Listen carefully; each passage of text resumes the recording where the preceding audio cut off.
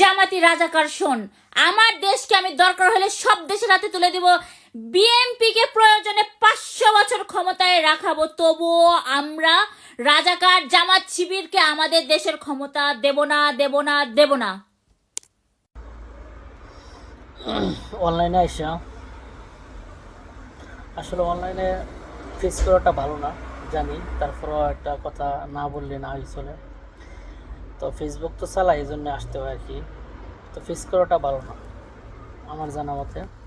তো ফেসবুকে আসে দেখি যে কিছু উলঙ্গ মেয়েরা আছে না, নর্তকী, রেন্ডি, এই যে ভাড়া যারা থাকে বিদেশে গিয়া বিভিন্ন ধরনের বয়ফ্রেন্ড লিয়ে থাকে আর কন্ডম দুর্ঘটনায় জন্মগ্রহণ করে, তারাই ওই জামাত নিয়ে পড়ে আছে। জামাতের কয়জন কাকে নিয়ে সমালোচনা করে, সময় আছে এগুলা, আর গালাগালি করে দেশটা।